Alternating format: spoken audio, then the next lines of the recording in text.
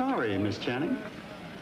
You gonna slam dunk me, Atari? The Atari video computer system is 20 cartridges with 1,300 game variations you play on your own TV set. Don't just watch television tonight. Play it. Hey everyone, and welcome back once again to the amazing Atari Aficionado. So guys and gals, holy moly, have I been acquiring some awesome Atari gems. And what a perfect time for me to be acquiring all these gems, seeing as I have this show called The Amazing Atari Aficionado. So let's dive on in.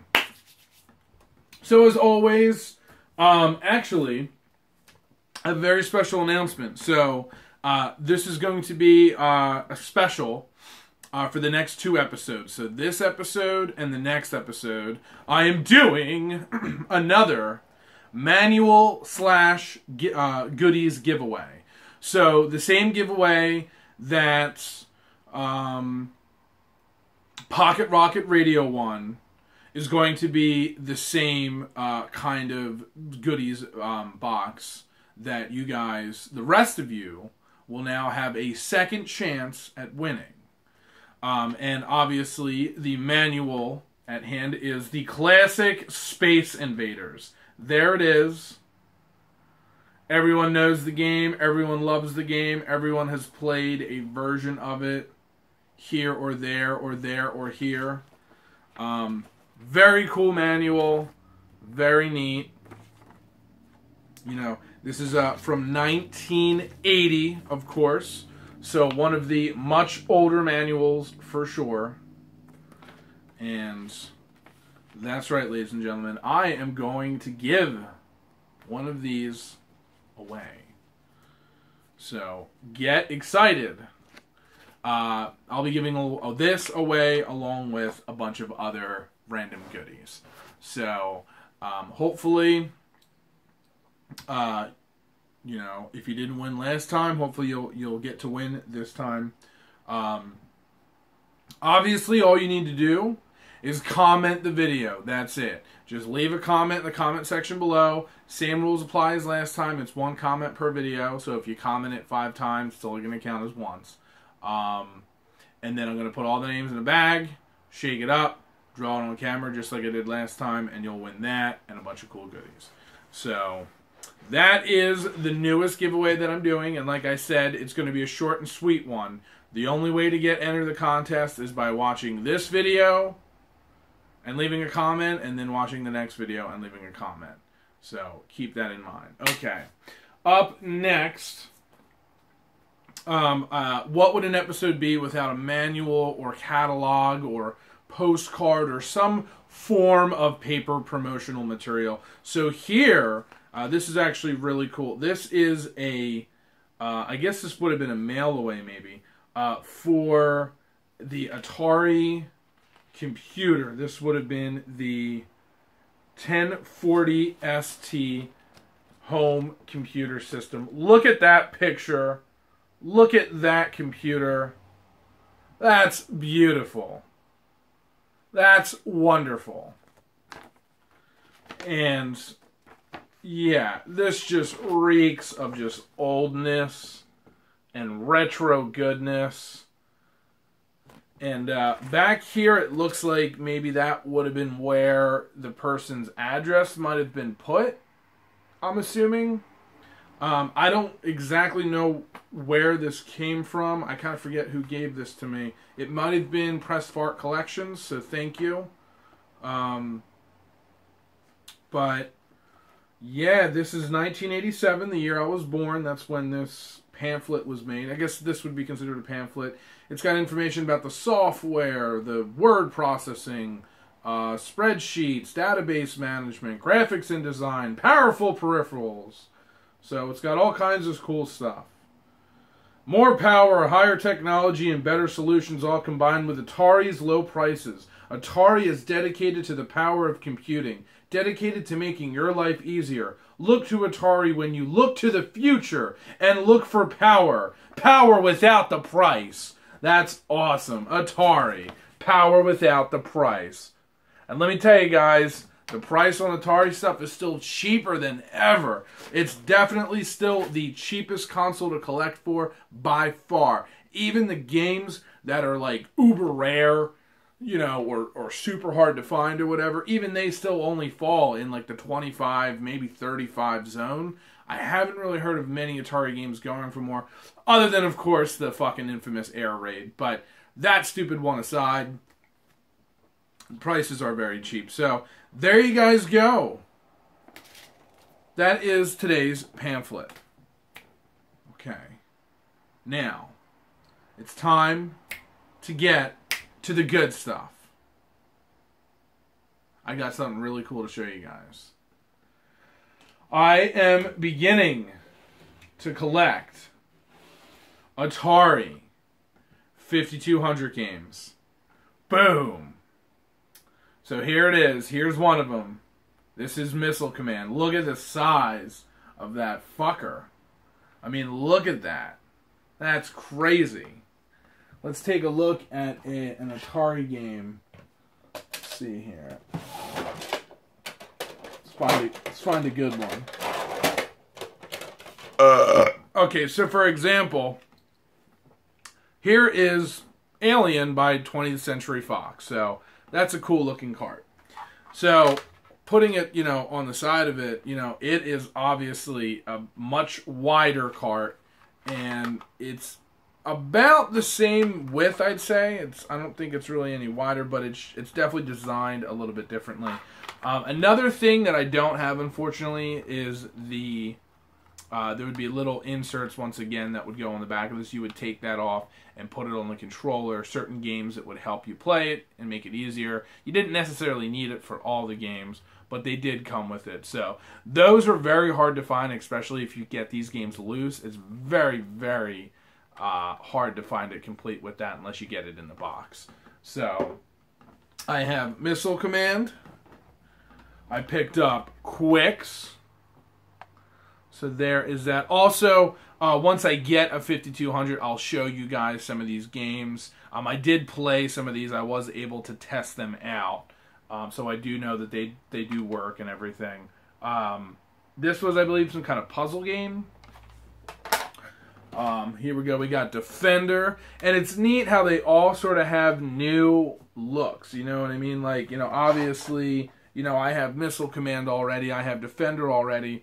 But they've updated the artwork on it, you know. So this would have been 1982, of course, respectively. Here's Centipede. That one was always really weird. A little boy wizard, almost looks like a hobbit, battling this giant centipede with a little wand. But yeah, very, very weird, very strange looking one for sure. And then, of course, we have Pac-Man. And I always loved this look of Pac-Man, how it's like in 3D, you know, or almost kind of like 8-bit, because this is the way he would look later on, you know, once he started popping up in like Nintendo games and, you know, and Super Nintendo games and things of that nature. So definitely very cool. Of course, aside from the 3D like arcade Pac-Man games. Not to forget those. Real quickly here, I think I did show this before, but I do have one 7800 game. The 7800 is another really tough system to come by. Games aren't too rare to find. Actually, it's a lot harder to come across 5200 games than it is 7800. So even though I don't have a 5200 system, I'm kind of like, you know what? I better just pick them up because they're cheap, they're easy to find, they work. When am I going to get the chance? You know what I mean? I don't get enough chances to go out to begin with, so I really don't want to miss out on anything like that. 7800, I'll start collecting this a little bit more seriously once I actually get a working 7800, which, once again, they're very tough to find. So that is it. Those are the games and the manual / pamphlets I have for you today. And then I have one other cool item.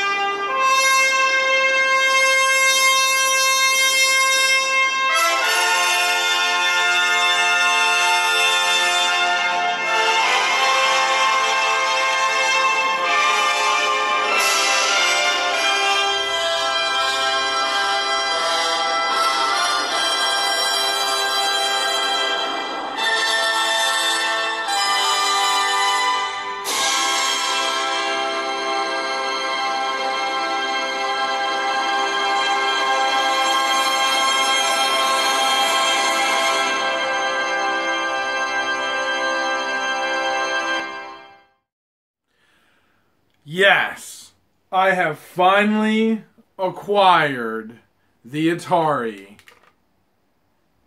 wireless controllers. This was a huge pickup for me. I cannot believe that I would ever actually hold these in my hands and that I would actually play with the Atari controller. I mean, look at that recoil. That's pretty damn awesome. But all silliness aside, yes, these work. They require, obviously, one of the C batteries, if I am correct. If not C, maybe D batteries. But they require the square-looking batteries. And I, soon enough, will be playing some games with these. I did test these out, and they do work. As always, for time purposes, I just wanted to show you guys this. Depending on how your room was set up, it might not pick it up entirely. But I honestly didn't have any problems with it. But I could see this, with it being early technology, I could see people running into problems with it. Obviously, the biggest issue is the fucking size of it. I mean, look at that. This looks like the old school fucking walkie-talkies, you know what I mean? This thing is fucking huge. It's ridiculous. Obviously, the classic controller is nice and small, you know, so you don't really have to, you know, there's not a whole lot going on with it. It's pretty simple. It's pretty standard. But this one is like a lot heavier, so it's a little bit more like uncomfortable to hold and like kind of weighs you down a little bit. So it's unfortunate that this didn't catch on more. But like I said, it was early technology for sure. Both of them seem pretty good. I mean, this one almost feels maybe a little looser. This one feels maybe a little bit stiffer. You know, it's hard to tell. Also, there's two different versions of the Atari controller. There's one with this orange kind of, you know, bevel around it, and then there's ones that are just solid black. This one, I believe, might have came with the four-switcher Woody model, and then I think the all-black one obviously came with the 2600, the original Black Vader model, and then I think it also came with the 2600 Junior, if I'm not correct. So, anyhow, yeah, this is some crazy shit. And, oh yeah, and here's the most important part right here, the fucking base. You gotta make sure that that antenna is up and is good to go and is ready to rock and roll. It's nice because there's a little clip back here you can put it in, you know, when you're done playing with it. Obviously, this would go into the back of the system powering the box, and then your plug from the Atari would actually go in the back of here. And then this would go in the right controller side, and then this would go in the left controller side. And then you'd have to find room on, for this. Now, this hooked up to a Junior isn't too bad because the Junior is nice and tiny. So when I do decide to show you guys some in-game footage with me using the wireless controller, I'll probably end up using my Junior just because the Junior takes up less room. That way there'll be a little extra room for this thing. But this is super cool. You just don't really normally see these around. The fact that one came into my neck of the woods was really, really awesome. And I'm very, very thankful that I finally own an Atari 2600 remote control joystick. So that's it. This has been another fantastic episode, at least I think, of The Amazing Atari Aficionado. Please leave comments in the comments below to not only win the cool Space Invaders giveaway, but also just let me know what you thought of today's episode, and if you enjoyed it, and if you have any comments or questions about the wireless controller, I will try my best to answer said questions. So anyhow, this has been another fun one for me. Thanks for watching, guys, and as always, take care.